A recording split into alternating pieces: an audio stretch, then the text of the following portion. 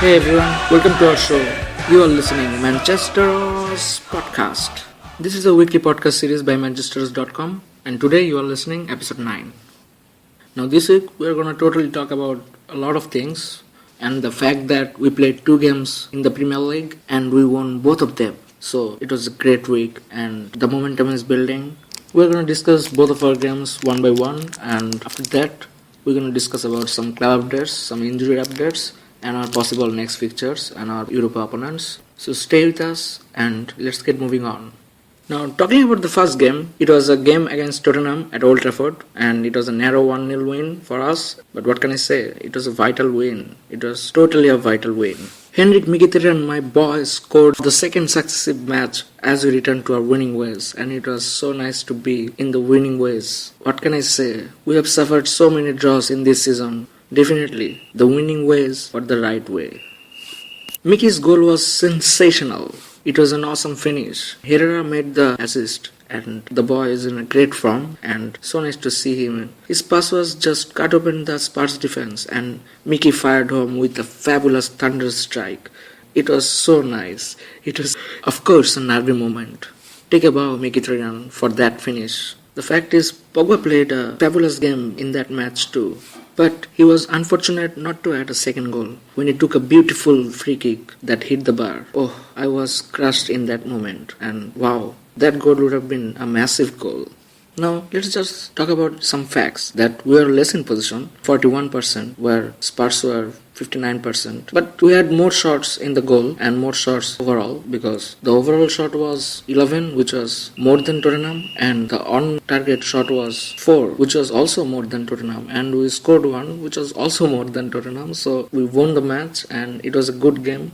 But here I have to mention Hugo Lloris, the Tottenham goalkeeper. He was so fabulous. He was phenomenal. And our manager also praised him. He also said that if not Mickey, then Hugo Lloris would have been the man of the match. So it came from Jose. Lloris was that good. Mickey was injured and he got carried by stretchers. The fans were really worried after seeing that. But after the game, Gaffer told us that it was nothing serious and he'll be back on Boxing Day. So it's a relief.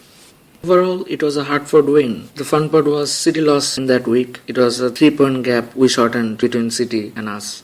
Personally, I think it was a very good week for us because we are drawing so much that I want to say that we forgot to win and we won in Tottenham. So it was good. It was very nice feeling. And then the second game, it was the midweek game and it was against Crystal Palace away. But before that, I would like to say that this is the month, December, where fixtures are massively condensed and there is no time to breathe because normally December is the month when the top position is open to take for anyone, and in the past we have shown to other teams that how can you crawl yourself up to the top of the table. We have done it, but right now it seems that Chelsea is totally dominating there. Chelsea is currently having a great form and I genuinely think that if they continue this kind of form, they can win the league. The Crystal Palace game was an away game at Selhurst Park and it was a 2-1 win for us. It was so nice to see a late winner. My man Zlatan Ibrahimovic, peace be upon him. This guy is 35 and the English media said that he will get exposed in the Premier League. But guess what? He has already played 24 games for Manchester United and it's the highest in the club, and he already scored 14 goals in all competition and he was free, I will say you again, he was totally free and 14 goals, you get that? This is magnificent. I just really admire this guy. The fitness he is showing, eager to play and win he is showing. It was great. It was awesome. So the winning goal he scored was magnificent. He was fast. He was well controlled. What an awesome weak-footed finish. Zlatan simply was awesome.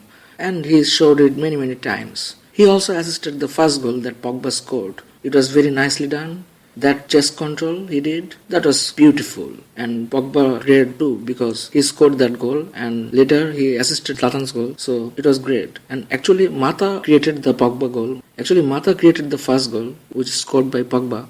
This time I have to mention David De Gea because in our recent episodes I have made some criticism about David De Gea, but this time he made an awesome performance and he made that crucial save. It was unreal. It was the David De Gea I liked. Pogba is really thriving. He had an awesome game too. Both Pogba and Ibra grabbed one goal and one assist, but Pogba here was the man of the match, so it was good for him. I have to mention another player, Marcos Rojo. He was so good. He was orgasmic and he was getting better every week. So we played good and we came back from only because Carrick. And Carrick was again had a magnificent game. So did United. And it's proven that when Carrick played, we flourished. We won. Overall, I want to say that the referees made a number of bad decisions. New referees, but the same old stories. They are always dreadful. And here I have to praise our manager because he is really putting his philosophy onto the team and it was nice to see him in control. So the game was a hard-earned win from the lads and let's keep this run going.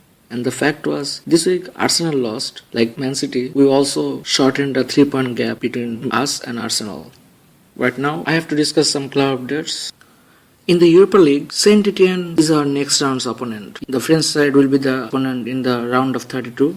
The Red Devils last met Etienne in the 1977-78 European Cup where we progressed 3-1 on aggregate after playing both legs. And in the Europa League this season, we finished second in Group A and that's a shame. More shame when you learn that Fenerbahce was top of our group. It was more shame. But it will be a good game because Moreno said that he was happy and he also said that Saint Etienne will be a short flight, so it will be good for the club. And there is an interesting fact that Pogba's brother, Florentin Pogba, play for the French side and it will be a Pog derby because both brothers will be opponent in that game and it will be very nice to see what they can do.